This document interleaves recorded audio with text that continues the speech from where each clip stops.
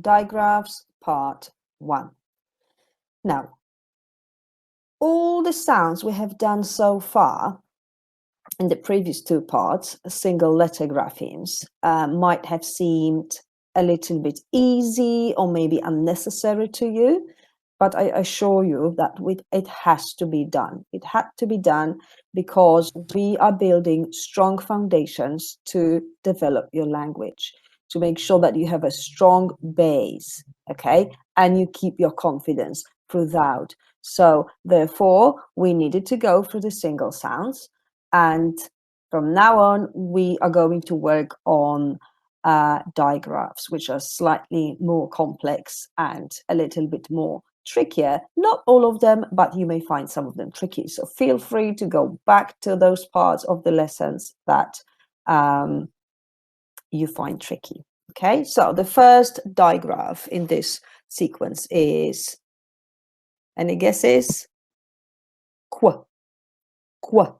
The letter Q and the letter U together. So this means whenever they appear together in words, they are pronounced as qu, as in queen. Liquid. So you can see at the beginning and in the middle, qu, d. Liquid. Quick. Qu, k. Quick. Okay, and this is what your mouth is doing. Qu. Qu. Okay, our next digraph is ch, c, and h together make the ch sound, as in, guesses? China, check, ch-ek, check, such, s-ach, such. I hope you remember the short ah, the upper ah, such. Okay, and this is what your lovely lips should be doing. Ch. Ch. Next sound, sh, s and h together, although individually they sound differently because we learned from the first lesson, we know that s and h are two individual sounds, but whenever they are together next to each other, they are making a sound. Sh, shoes, rush, shop. Sh. Sh. Okay, next one. Now the next two will be quite maybe quite tricky, maybe not for some of you, not for all of you, but this is a picture of, have you noticed I haven't put a single picture of animal in this part? That's an improvement. T and H together have two different pronunciations. The first one is, it's a voiceless sound where you literally touch the tip of your tongue against the back of your front teeth and you make the sound, okay, without using your vocal cords, as in thistle. So this lovely flower is a thistle. It's a national flower of Scotland. Thistle. With, again, at the end. Bath. Okay.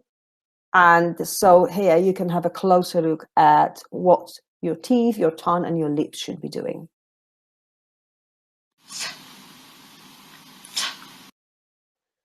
And the second pronunciation of TH is V, which is a voiced pronunciation. So this time we are using our vocal cords, and your lips, your teeth, and your tongue are in a similar position. You will be able to see on the video in a minute, but let's go to examples. Them, that, this. And I know what you are thinking. I know exactly what you are thinking. You are thinking, how on earth am I going to know the difference between the two, between the and the? Now, the bad news is It's very vague. The good news is there is a way around it. So function words, all function words which begin with th, words that show you are called function words, okay, like that, them, this, those, these, them, they. These are called function words. So you basically have to learn all the function words and remember that they begin with the voiced version of the th. Now, in general, everything else is pronounced as the voiceless version of the th. However, this is a topic for a separate lesson, so I'm not going to go into too many details. For the purpose of this lesson, I would like you to remember that function words begin with the, and the other examples that we looked at begin with the, okay. And so just to remind you again, just to recap, thistle with bath. Okay, so as you can see, you can have at the end of the word as well. And them, this is the voiced version, them, this, that. So we have thistle but them, with but this, bath but that. Okay, also worth noting, the voiced part, the same the as appears in them, this and that, very rarely occurs in the middle of a word, okay, or at the end. So there is an exception where the verb of bathe, okay, so instead of so when you say bath, bath as a noun, but if you wanted to change that into a verb, it's a bathe, and that's a voiced. That's the British pronunciation we are talking about, obviously. So again, as I said, we don't want to go into too many details. This is a pronunciation course, not a grammar course. So just follow the simple instructions here. Okay. A. A and I together make the sound A, as in rain, sail, pain.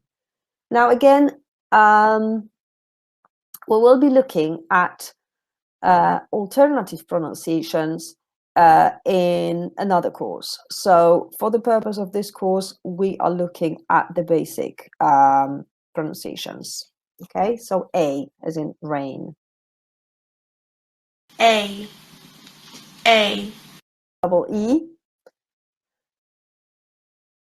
as in Jeep. So we have E, Jeep, neat, keep. Okay, so whenever you see two E's stuck together, that's a long E, as opposed to I, as in igloo. I hope you remember igloo from the first lesson. This is long E.